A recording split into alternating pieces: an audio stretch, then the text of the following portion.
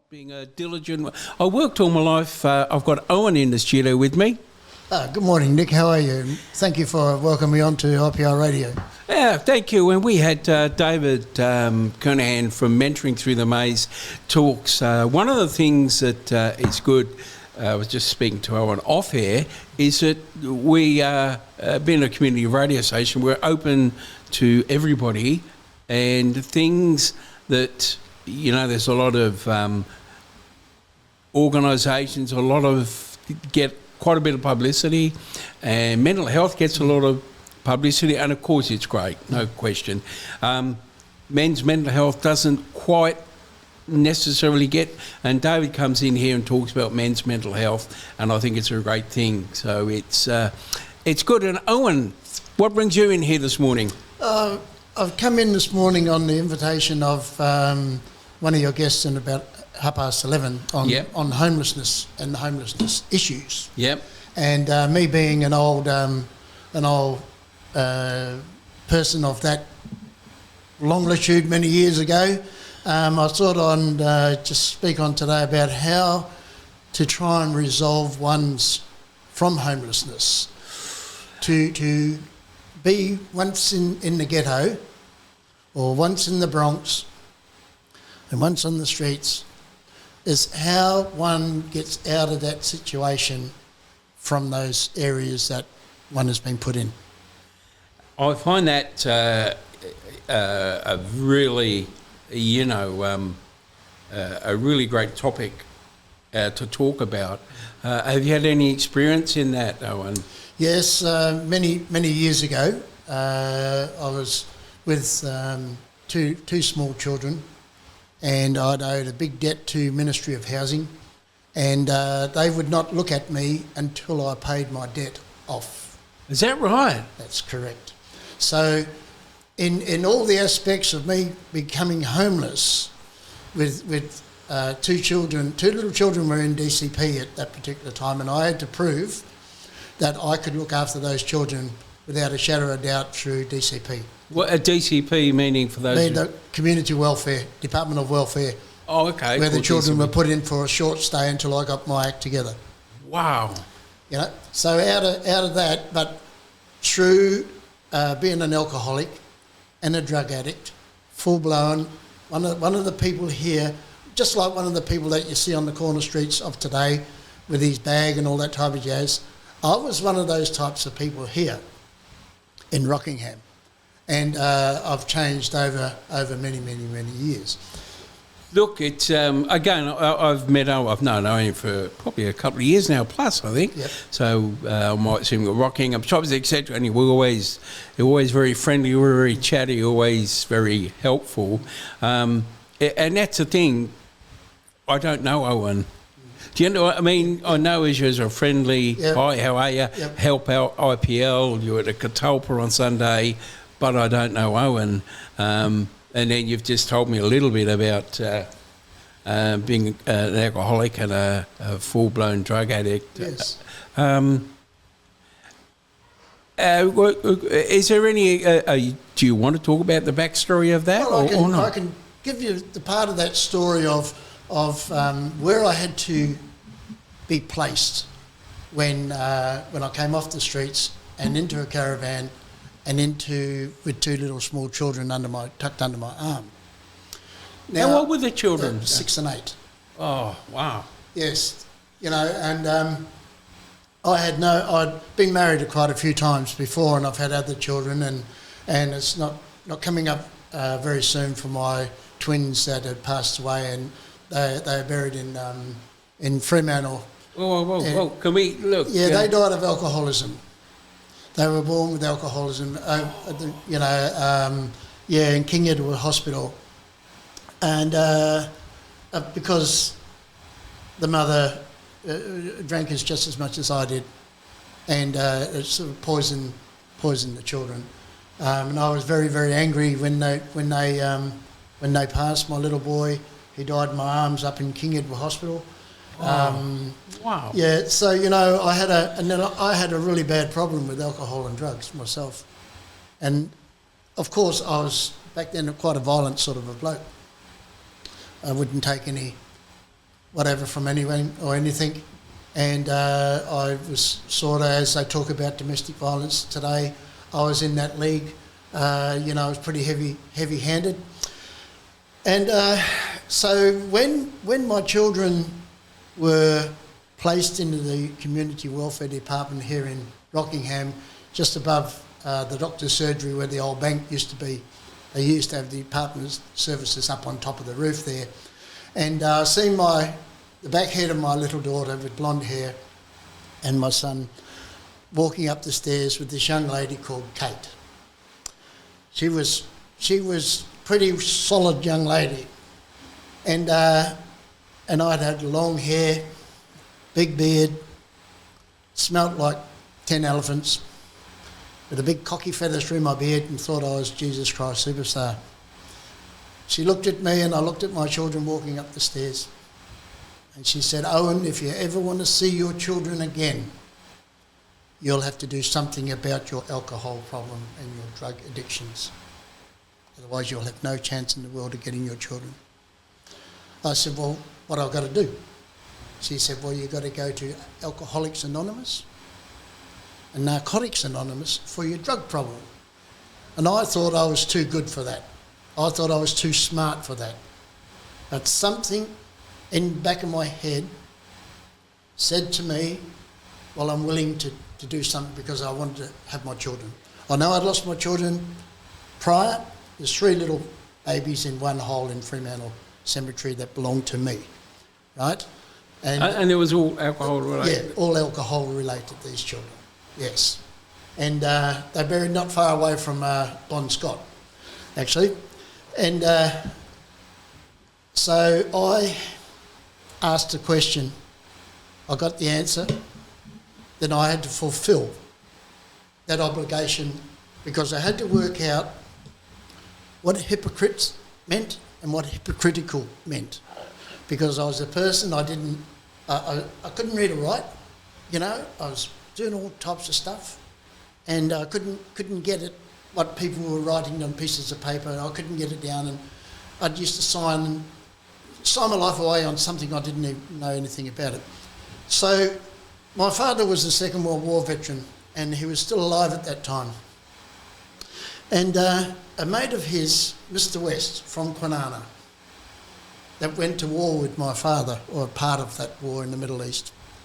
And he looked at me and he says, oh, you're so-and-so's son, aren't you?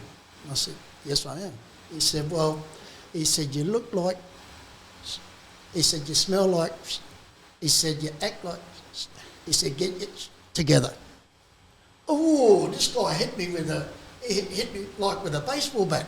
And I knew he was a returned serviceman, so I had respect because I used to push my father in the wheelchair for many years, even though I was what I was.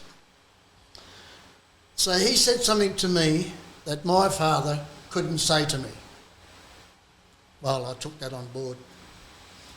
So that afternoon, my first AA meeting was in Kwinana, in the church. I walked in there like a ferret in a hole, with my head between my legs, looking at all these other men, women in the room going, oh my God.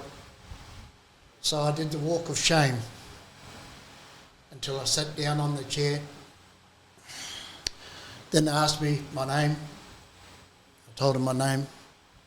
So I had to come up to the front and mention my name with all these people.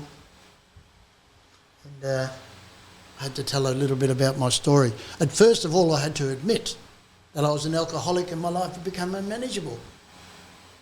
As soon as I said those words, the tears come out of my eyes and I just sort of calmness come over the top of me, and we went through the hour-and-a-half meeting and the guys would come out and shake my hand and give me a cuddle and stuff like that. They said, don't worry, we're all here for the same reason. Well, then once again, that made me feel comfortable again. Wow, this was like a light bulb opening, Nick.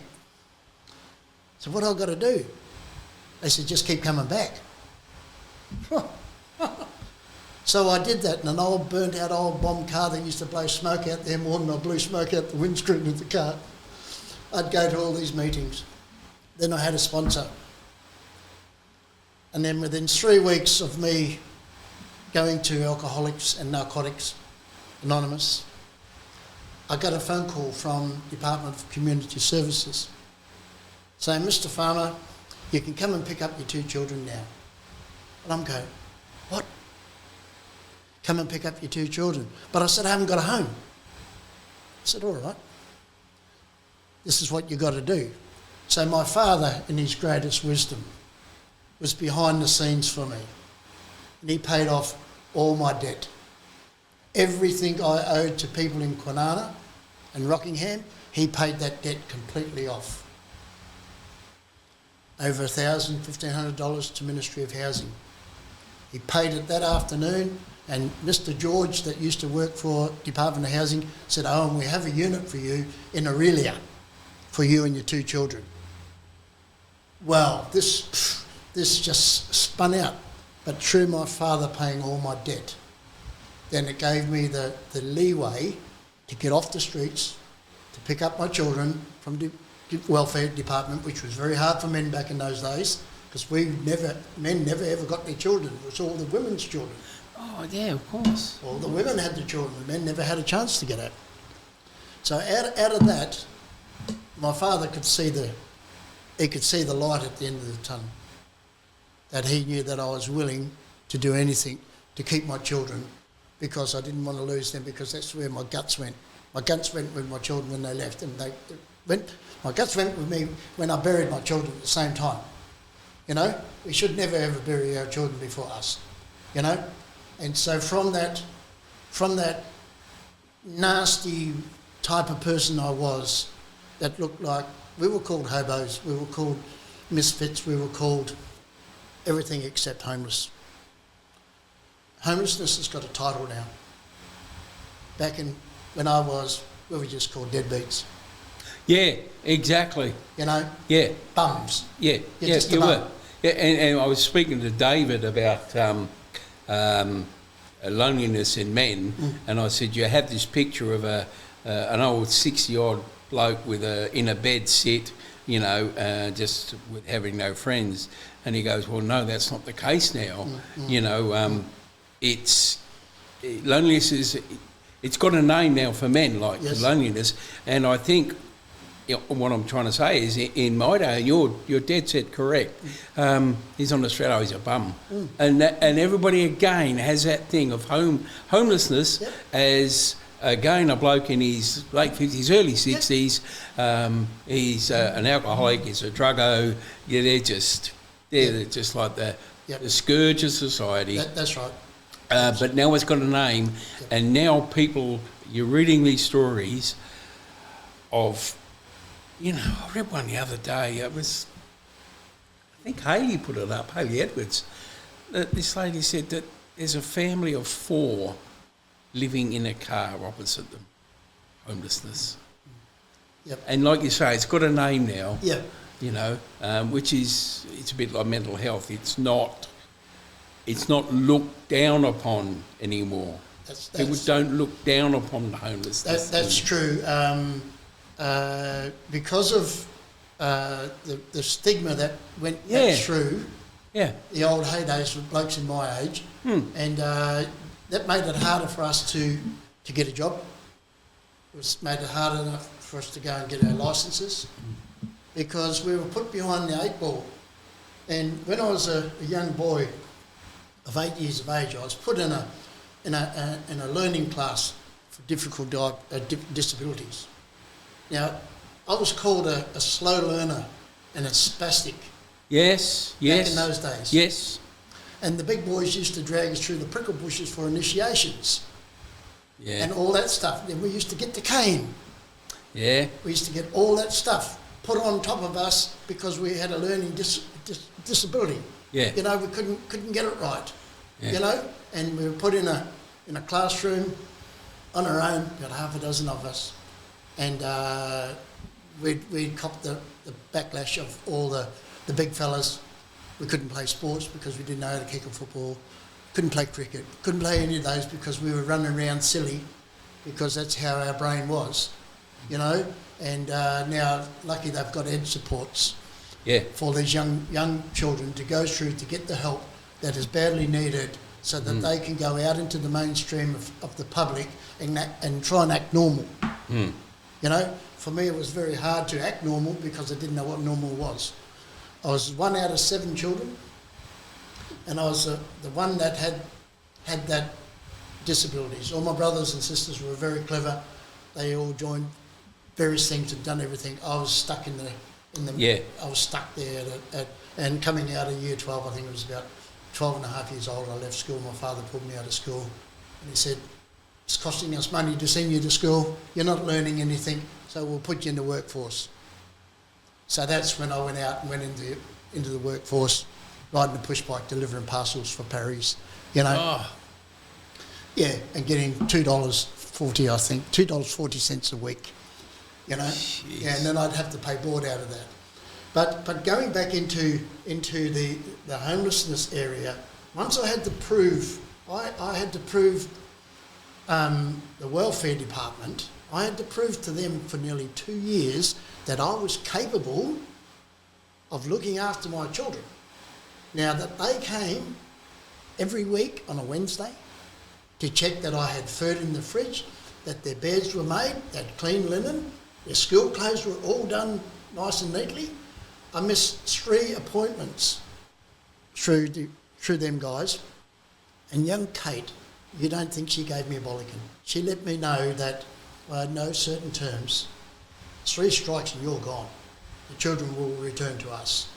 So that was another thing that made me, oh gee, I've done the wrong, and made me become ownership of my responsibilities in regards to the young children. So then 18 months came down the track. I got another phone call.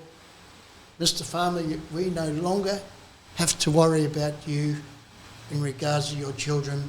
You're free to do whatever you want to do.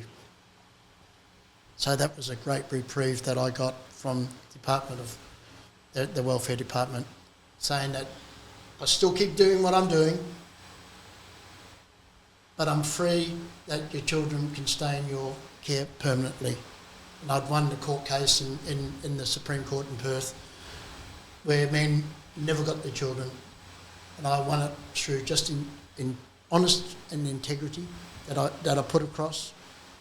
I still had for brains, but I used my manner differently because I was nearly 2 years sober and free from the alcohol. I was free from debt because of my father paid that debt for me. So when a person on the streets, I'd say today, I just drove past a guy saying, I'm hungry, I'm homeless and I'm hungry, on the side of the road by the lights. Now I seen that guy, because I'm very observant out on the streets because of my position, what I had on the streets. He came in an electric push bike with big fat wheels on it. They're about $3,500 for these electric bikes. And I'm thinking, well, yes, good on you, mate. You got somebody to take your bike away, because I was watching all this stuff. And sat down there outside of Woolworths at Woomera Fair. I'm homeless and hungry, but he's got a fantastic bike that I'd love to have myself, but I can't afford one. Now, through that, everybody's getting money. And for me to get ahead was that your debts must be paid in society, no matter what you owe. Because back in the old days, we could book things up at the corner shop. Yeah. And pay them when we got some money. All that type of jazz. Now, if they are walking around debt-free, then there's a chance to get into housing. There's chances to benefit yourself better because you haven't got any overheads. You're free because you come through. But I do believe on homelessness, with the amount of money that's floating around, the amount of money that an individual gets on the streets today is phenomenal amount of money. But what do they do with that money? Do they go and put it onto a house? I don't know what they do. I've got a good idea what they do with their money, but I cannot say that, and I won't say that. I won't degrade anyone in regards to that. But you put two and two together. You put two and two together, and then you know what it's doing. And if a guy's got a cigarette in his mouth, you know there's money. So, but for me to be open and honest, I had to learn. I had to be reprogrammed, and I had people around me to say, Owen, this may be the way that suits you. Oh, give it a go. Oh, what does that word mean over there, Nick? What does that word mean? Oh, that word means blah, blah, blah. Oh, is that what it means? You know, just to get reprogrammed into the normality of life, where baffled me for many years and got me into trouble because I was illiterate. All those things, Nick, I believe if you do that sincerely, you get on that road to recovery. Look, so many questions, Owen, so many questions.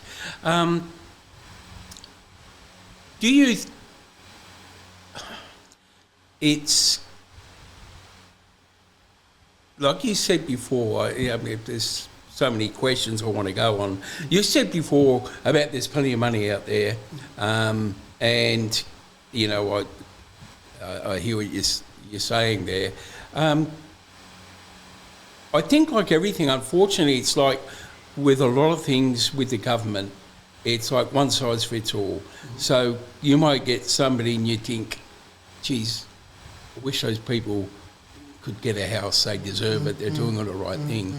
But then you can get somebody who you mentioned before who's just happy to get the money and spend it on things we won't talk about. Do you think that with some, and I'm not, the trouble is when you speak homelessness, people think that, you know, you're got a biased view, and I try not to have a biased view. Yeah. So, but my question is, which may be sensitive, do you think some homelessness people, it's a lifestyle choice?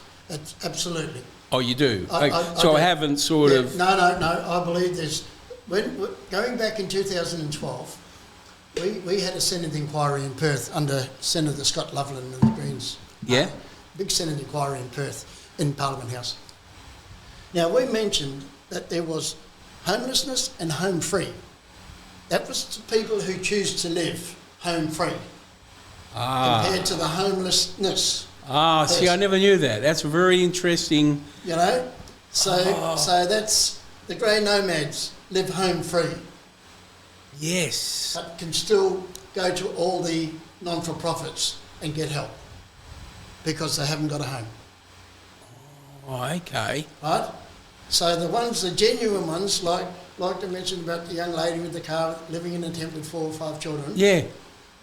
There's got to be a powerful reason for that to occur. I'd assume that it'd be, if you've got 4 children and yourself, you're getting good money through the Department of Community Services to keep that house $600 a week. Right? I think you could pretty well do that. I did it in back in the days, right? You know, so then it comes under domestic violence again. She could be running from this. True. But if you're out in the open, showing yourself to the community that you're homeless, living in a tent with children, doesn't it say something? It shows that, look at me. But like it gets back to the what is it? You've got to pay that debt. They'd say, oh, I can't get a house because I've got evicted. Okay, I understand that, because you didn't pay your bills. Okay, I didn't pay my bills, so I got evicted. My husband left me, my girlfriend left me, my dog bit me, blah, blah, blah. But to leave that house, it costs to leave that house. You leave a lot left in that house for the owner to come back and clean up and get it back into proper things so he can either sell it or rent it out to somebody else. So that's a big cost. that comes to the person who got evicted. It's one big cost. Then it costs, another big cost is to get that house back to order so that they can do the same, look after somebody else. So that's another huge cost. That goes back to the person that's been evicted. Why should the owners pay on something else they didn't cause that? So then if they go into another place, there's another big lot of money that you've got to put out to get into another home. By that time, you may have a $5,000 or $6,000 debt. Unless that debt's paid, you won't get any housing anywhere. Is that true, is it? Yep. Once you get evicted, you're a bad tenant. So your credibility has been shot because you have not paid, have not been responsible. What happens to somebody, Owen, who they're paying their, we'll just pick a figure, $600 a week rent, they're paying that, and the owner says, well, I'm sorry, your lease is up, I want to sell. Yep. Well, they're called the homelessness. They are homeless through that. You know, they've been told by the owner, look, I'm selling up, you've got 2 months to go. Yeah. Okay. They become homeless. That's really sad. But when you don't pay your bills and get evicted, or you become a squatter, then you've got to 8 months, 9 months down the track through the courts to get you evicted, blah, blah, blah. You know? So there's a lot of things out there that people, and it's, you know, like we talk about things and you know, you say about being honest and sincere, and I like to think that, you know, I'm honest and sincere, and maybe I'm a little bit harsh, but like you said, that bloke that you saw who said he's hungry and whatever, if a homeless person was to say that to me, I'd sort of go and say, well, what do you want? I'll go and buy you some food. And I've had the thing, well, I don't want food, mate. I need money. That's correct. And I thought, well, if you're hungry, you would want food. Yeah. That's my perception of that sort of thing. So it's not that I'm cold-hearted. No, it's just the truth. The truth of the matter is that if I give you $20... Exactly, yeah. Where's that $20 going I to? think so, you know. Yeah, you've got to be truthful about a lot of this stuff. You know... I think so. You have to get along and to be honest in any community. Yeah. You know, sometimes you're put in a situation where that you've got to tell the truth. Well, people don't want... What if that's that line? You can't handle the truth. And I think that's a lot... Yeah. Like you know, I previous to this, so when you get people on air and they have a cause, no matter what it is, and all they see is the cause. And therefore, when I interview them, I don't question their cause because I think I'm not going to get anywhere because you're so strong. And I thought that you would be, when I interviewed you today, you would be very cause-driven. And I thought, well, I'm not going to ask the questions, but I found that you're quite open about that it's not what are you going to do all the time? You know, what's the government going to do? What are you going to... You actually turned around a little bit and said, well, what are you going to do? Yeah. You've got to take ownership. You know, they go on about the government. I know they say, oh, the government's blame everyone else. Now, this has got to a stage where people in society are blaming other people for their mishaps. Yes. You know, so it all rubs off, you know, from the highest hierarchies right down to the person on the street. Now, I've been there. Well, that's the thing. I've been there, done that. I've come out the other side because it was just hard work. You know, it was hard work to do, to cut things off. Would have been. You know, and to bury my children was even harder. To lose things, to lose homes, lose houses, lose heart. It's hard. But how do I adjust? Well, I became the advocate for the homeless people here in Rockingham and Western Australia. I formed my own non-for-profit. It was called WAHA, the West Australian Homeless Advocacy Limited. Now, I travelled all around the state, taking people home to their destinations. Indigenous people up north, we'd take them home in a car or somebody else's car. We'd take them all home at my own cost. I never asked for any money off of anyone. Anything that was given to me, which a hell of a lot was, I'd give it straight out to the people on the streets. My boot of my car would open up, take what you want, and see you later. I'd give them my own personal money, $5 here, $5 there. They call me rude on the streets, you know, because I jumped around from everywhere, you know, helping everybody out. And okay, there's a lot of people out there that love you. There's a lot of people out there that don't love you.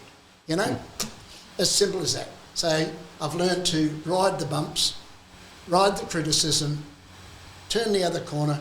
It's like turning the other cheek. As long as I'm doing the right thing, I can't be worried. You know. So getting back to help you in that situation is that you've got to be debt free. If you're carrying a $5,000 debt over your head and you go to anywhere to ask for a loan, to try and get housing, to try and buy a car, try and buy a caravan, you know, you've got to have that clean slate to get money to buy those items. If you've got a discrepancy at the top, you're a bad payer. That will cover you for the rest of your life. A woman can go and get married to 10 men and change her name 10 times, and that she can go straight through, not a problem. A man only got one name, goes bankrupt, that carries him all the way through for the rest of his life. Is that right? Yes. Yes. So there's a lot of things that I know over my years of 72 years old. Are you really? Yes. I don't like that because he looks younger than me, so I don't like him. You know, and to be in the position that I was here, when I came to help volunteer with Trish and Dad 5.5 years ago, I left the streets, came back in, and then about not quite 12 months down the track, I got calling to go back out because nobody else was doing the job that I was doing. Oh, right, okay. Yep. Right? So I went back out there and done the front line duties through covert, through all that type of jazz, that making sure that the men weren't dead on the side of the road, making sure that the shopping centre staff got to work properly without the people asking them for money or cigarettes and all that type of jazz. That was my position to do. I did it all voluntarily. I did that from 3:30 in the morning right through until 6 o'clock at night. I'd go out and get a phone call saying we've got some Indigenous people on the side of the road. Other organisations would ring me up because I knew how to handle a lot of the situations. I'd go out in my car and pick them up and take them back to the Mudjidara, the Aboriginal Corporation here in Rockingham, and let them look after them and all that type of jazz. So I had to do all that stuff, you know, and I was registered with the police here in Rockingham, so they knew exactly where I was up to and what I was doing, and I could go out there knowing that I had the backing from the police of Rockingham here and the council to do what I was doing, doing my lovely thing that I did for all the people, you know, because I was pretty staunch, it was pretty hard, it was pretty direct, you know, this is how it goes. And I was also kind, you know. I'd never stand over anybody, I'd always sit down on the ground with them. I'd never look over anybody and say this is right and this is wrong. I'd sit down there and go, this is all good, you know, and things like that. Share the experiences, strength and hope that we may solve our common problems. And our common problem was at the time, I just need a new pair of jeans, man. Is it, is homelessness getting worse? Oh, it's huge. Absolutely huge. I seen on I go up to the RSL quite a lot. I'm going up there this afternoon after I finish here. Because I've got my homeless veteran statue up there that I made for all the homeless veterans and the veterans of suicide on the pride and joy of the War Memorial in Rockingham, RSL. Now, I drive up there and all the way up to there is people living in cars, Winnebagos, tents, swags, all on something drive, I think it is, RSL Drive. They're all up there. It's been on the news just recently. The Rockingham RSL. Well, right, okay, yep, I'm with you. Yeah. And I've seen them up there for months. And now Basil Zemplis from the Liberal parties, blum, here we go. But there's also, in Perth, there's 150 beds in a place up in Perth where people on the streets can go and stay. Before there was nowhere, they had the Lucy Soul for the women with domestic violences. But, there's a 6 months waiting list to get into those places. And the Salvation Army up in Perth, there's another 500 beds or something up there. People can have a choice. If they choose to go up there, okay, it costs them a little bit of money. But if they choose to go the other way, they want to have all the money to themselves. So you can do things. And the government now has made it a little bit easier for homelessness. In the early intervention here back in 2012 to 2014, there weren't a lot of non-for-profits in round Rockingham. Now we're the capital of the non-for-profits, I think in the state of WA. There's so many non-for-profits. Yeah, there's so many here that people can have showers, hot meals, get their clothing done and all that type of jazz. And my latest one, that was 11 years ago, that I helped open up St Brendan's by the Sea, where they can have a 3-course meal, a hot shower, get all the clothes that they need from the gift off shop, get all their clothes done by Sky Laundry. I helped open that up through the church. I was very blessed to be asked to do that, and I've done that, so I'm very, very happy about that. It's great. So there's lots of 5 or 6, 7 non-for-profits around where they can go and get their food and go and get their tents and go and get whatever they want. But I agree with that, but then I look at the waste. Now, over the last 3 years, I've been working with 2 colleagues of mine, Roxanne and Chris Cooper, that are on my team. Now, we've formed a non-for-profit that's called Safer Life Limited on the Owen Farmer Foundation. It's just new, on the 1st of April. Owen Farmer Foundation. That's had lift-off. Thank you. Something that when I die, that's going to be on for legacy.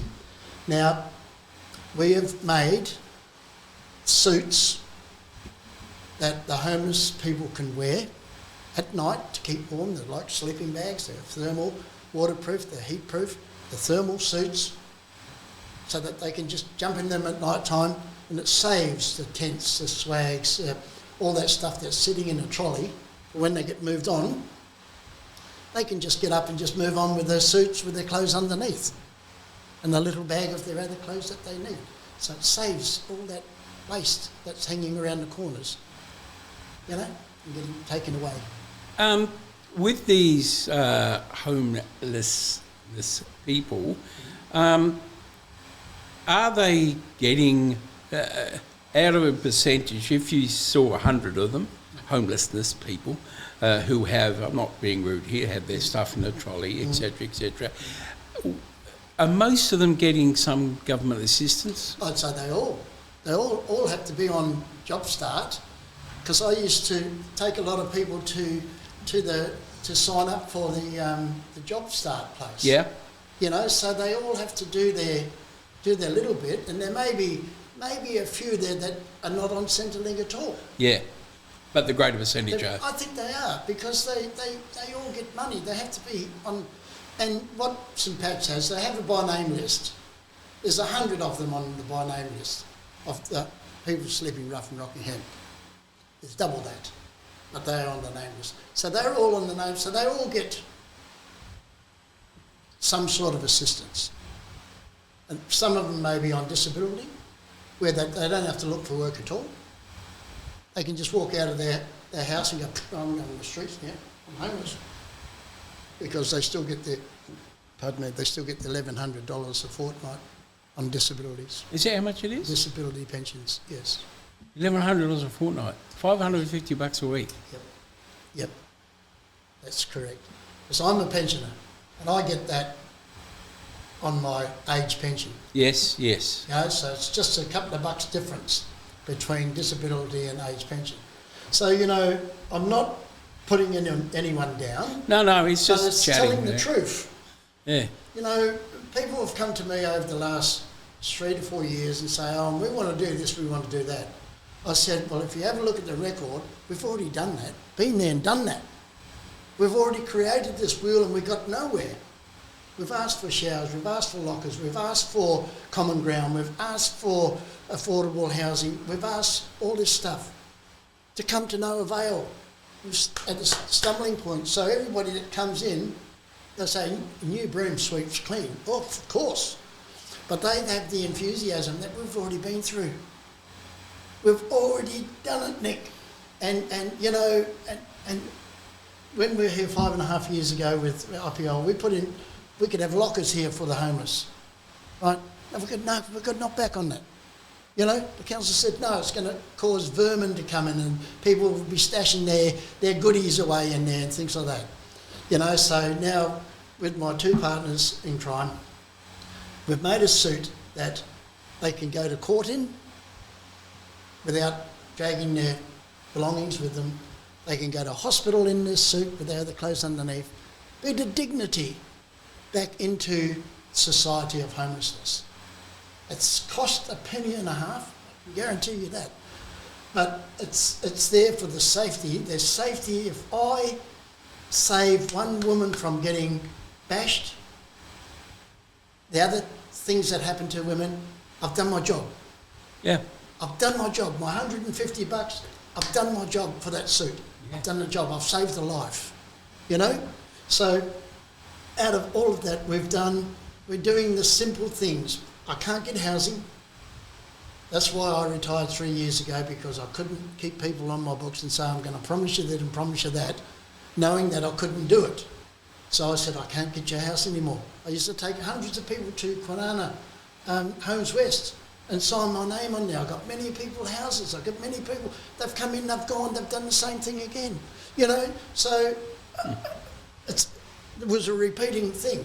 But the people who are challenging now for common ground and affordable accommodation and peppercorn leases and all that type of jazz, okay, it's fine to have that, but you've got to have the land.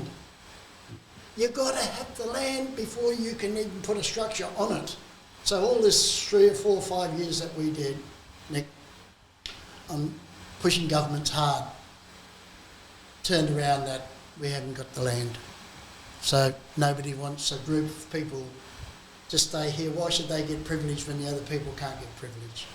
You know, we wanted the sleep bus. Through the sleep bus, they did a shonky over in the eastern states, and, you know, then you've got to have one for the Indigenous, and you've got to have one for the LPTG, then you've got to have one for the father and mother.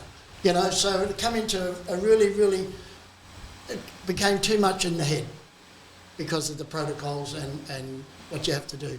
To have a common ground, like it has to be rangers, it has to be policed, it has to have doctors, it has to have psychological people around that area to keep the inner city safe. So that comes at a huge cost. A huge cost. So who's going to back that? Too many. So this is why they have the organisations of the non-for-profits, where these people can go and get the help that they need. If they want to sit in their car all day and get a sore bottom and say nobody's helping me, well, by Jiminy Cricket, what's wrong with you getting up helping yourself? To me, it's simple because I've seen people come to me, Nick, and ask me, can you come on the team and do this, And I say, sorry, I've already done that. Oh, well, who are you? So you have a look on go into Facebook. Then you'll see what I've done and what I haven't done. And you can follow along and you can go through that, whatever you want, mate. But please go on there and you'll see. And I said, the most best thing that you can do for that homeless person is sit down beside him and work out with him how that you can help. You know, in the early intervention with me, I had about 34 people in my house, in my unit. Homeless people would come in and sleep out the back, get them fixed up, then they'd go again. Somebody else said, yeah, righto. And that was on the road to recovery. So I saved a few people there, which was really, really great. But then the police said, oh, it's getting too heavy out there. You've got to look at your own safety. Yeah. Okay, fair call. Yeah. Okay, so I changed the other areas and that's when I went out early in the mornings. So not having a go at anybody, I wish everyone well in their plight on the homelessness. It's a tough call. You can blame housing, you can blame migrants, you can blame it's costing, blah, blah, blah. You can blame all that stuff, but the ownership comes back to self.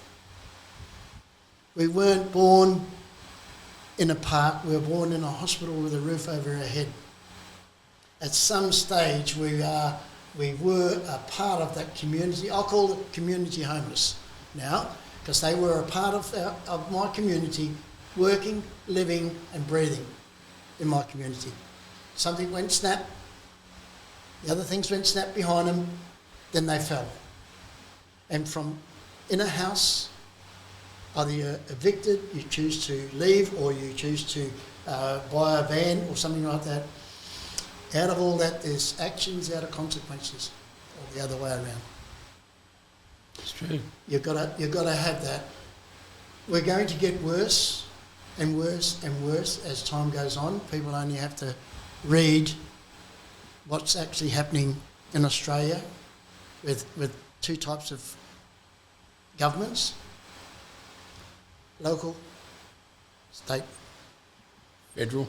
You can see what's happening. And there's going to be a lot more, which we're going to have a lot more problems. Well, I was talking to David who came in before, and I read a lot of, not necessarily the mainstream newspapers, I read a lot of other articles, and I've always thought that Australia, a greater country that it is, and it is, that we are, it's almost like you see what's happening around the world and it's not happening here yet. But as time goes on, you think, and my point being with this, I read something the other day that we're very much, I think, similar to England in a lot of ways. Yep. And they said that they had this report that 20% of people in England live on the poverty line. Now, they can't afford heating. They have to, they turn off the lights of a night and the councils can't afford it. 20%, 1 in 5 people in England is on poverty. Yep. And I see that you were saying here, without sounding negative out there, people, you say it's only going to get worse here. And I can see that it's, I don't know what you do. People say, I don't know what the solution is. Well, there's none. If we keep going the way we are, there's no. We just got to accept what we cannot change. That's what we have to do. Now, and change the things we can. That's right. That's now on this morning, 48,000 new arrivals in Australia has got that 5% government rebate to get a house. 48,000. So there's 48,000 families have gone out of a house. And the young people of today are way outpriced. They will keep flying in, flying out, flying in, flying out, while the money's come. They will not own a house down here at all, because it's too much. Well, that's the thing, isn't it? And there's so many, like I was talking to David before about, there's so much unpacking, like when you would have a similar memory to me. Like I remember when I got my first house that, you were just happy to have literally a 3-bedroom house. Yeah. That was the duck's nuts. Yeah. And so you go and my wife's parents were, so we got old cranky old sofa, old cranky, and you think, oh yeah. And I just said to my wife the other day, between then and now, you can drive down the street and people are throwing out perfectly good sofas, perfectly good barbecues. In my day, you'd scream to be able to afford a barbecue. Exactly. And I think that's the thing, like our expectations, of ads on TV. Everybody's got 2 4x, what are they called, 4-wheel drive, 2 of them, probably worth 40, 50 grand each, plus a lovely 4x2 house, and the kids are just perfectly. And I'm thinking it is so unrealistic. And that's what gets fed. And I go, well, I should, but why should you have that? Well, because this is my right. And that's what you're talking about. It's up to you. It's not a right. You've got to work to get that. You've got to do it. See, it even comes into now the cost of living. Yes.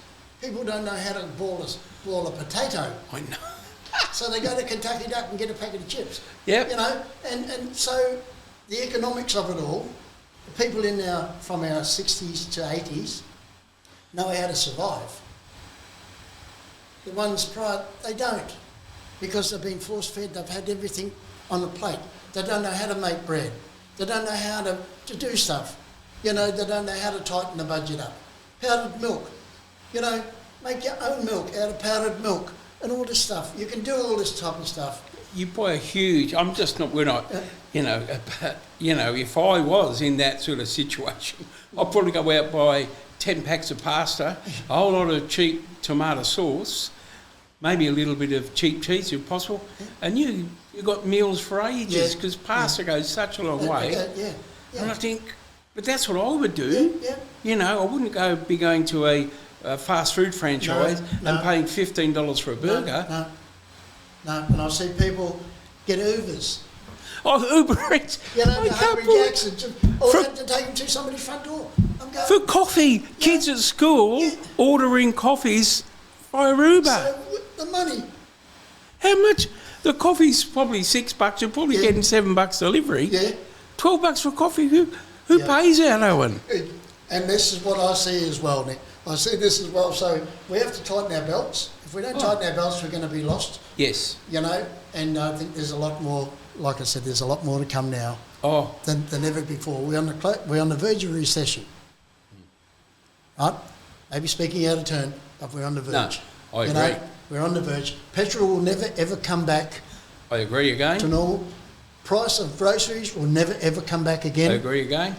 So the shirts that you're wearing today, you're going to be paying twice as much. Yep, and it will never come back. You're dead right. Never come back. We've lost the great Australian dream in Australia. We've lost that, because nothing's going to come back to normal. I mean, and that's the thing, and I agree. Even if, and it would be, even if houses were to drop 10%, so 7, and I think average in Perth are about 800,000. 10%, 80 grand off, still going to cost you 720 grand. Yes. You still can't afford it. You still can't. There's no way in the world that a man on a wage. My son can't even get in, he's fly in, fly out, and he's on $150,000 a year. No. Yes, he can't even get into the market. You're kidding me? No. So, and he's paying $700 a week just around the corner from me, and so there's things here that we have to, we know, well I know, I make my own damper, I get my own pig from people down south. You know, my brother's got farms. I go and get my own beef and meat. I can put that in my freezer because I'm a butcher, slaughterman, shearer by trade. So I can do all that stuff, you know. But to go and pay $3 for a cabbage, where WA Salvage go for 99 cents, you know. It's just that we're brought up in and I was thinking about this the other day without sounding like an old man's radio station, but I was thinking the other day that you would have been similar to me in our era, that I know my old man, he was in the war, and they had rations and they had this, and we were brought up in a poorish household. You know, we always had food on the table, but it was food. Well, you didn't have a choice. It was food. It's food, you eat it. And if you were brought up in a rough time, and the thing is, as time's gone off, people assume there's been no rough times for a lot of people. They wouldn't know what a rough time is. They wouldn't know. I remember my father getting a bull from a neighbour to service his little milking cows, where my mother used to milk the cows in the morning. And the guy who had the bull, he'd come and pick out the best calf for him, because that was the service for the bull. Because there was no money. Yeah. You know, there was no money. It was a really bad recession. So they swapped things over. That's it. And that's how they got around. But we never, ever went without food. We were the same. You know, we had the whole lot in the old copper, you know, with the boiling the water up for the clothes. Copper, hand wringer. Yeah, the old hand wringer, and the milk and the cows with the old separator, get the cream away from it. Jeez. You know, all those things. The young people that don't, they asked the child the other week, where do you get milk from? Oh, Woolworths. Yeah. Okay? Well, where do you get choc milk from? Oh, from a brown cow. You know. Well, you know, it's just from these children, because they don't go out into the farms because they're stuck. And I believe the government has made it this way, that we are stuck. We're stuck in our suburbs where it becomes total control. Oh, I think there's, and I think, look, we can go into all the things that people agree or disagree with, and that's fine. But I think you can still talk about them. I think they, I think the governments love COVID, and people's views on COVID, I used to find it quite freaky, because I say, have you done research here or here or here? Oh, no. I got told by this person, blah, blah, blah. And I thought, well, what makes that person's opinion different to that person's? Oh, well, I believe him. I think, but that was just my opinion at the time.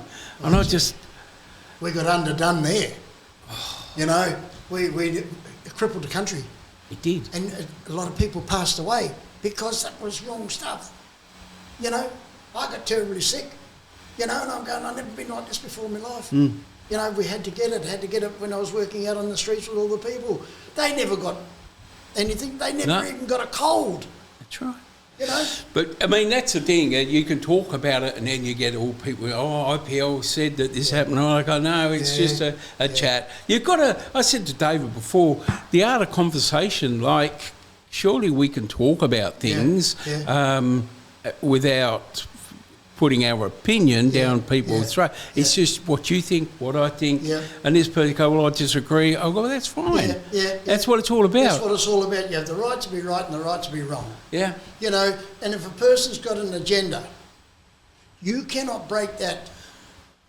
You cannot break his speech. You cannot. He's on that agenda, and that's all he's focused on. Yep. He doesn't know the narratives or whatever. No. I want this. That's right. I'll go into, I want land. Yeah. Nothing will budge me until I get land. Yeah. They'll say, well, there's a door. Go and put your feet under a bit of land out there, because that's all you're going to get.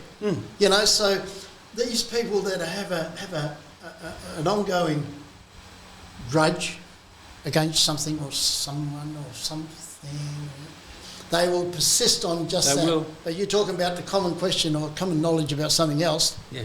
Yeah, and it's time to go. Oh, it's not so much. Well, yeah, we've got another guest coming in. Are you going to sit around for it? Well, who's that? I don't know. I just that's a great thing about live radio. We just got a signal that somebody was in. What I'll do is I'll put a track on and find out. I just want to say. Go on. Can I say thank you to IPL Radio and Nick for bringing me on today. It's always a pleasure to come back and put my 20 cents worth in and help. Good. Now, I'm a person... I think, Owen, it was funny. I was saying to my wife the other day, we went to a 70th birthday party, and the bloke was a bit like yourself, and that's a compliment. It was a bit of rough around the edges, and a bit mouthy, and he have a joke, and a lot of people don't like him because he's like that. Yeah. And my wife said, "But he's a lovely man. Yeah. He gives a lot back." Yeah. But people just see the thing, and I'm not saying you're a rough or whatever, but you're a good man. You do the right thing. Do the right thing. And people can't see that sometimes. Yep. That's tough titties, as they said. Yeah, okay. Well, put a track on. Hopefully you can hang around.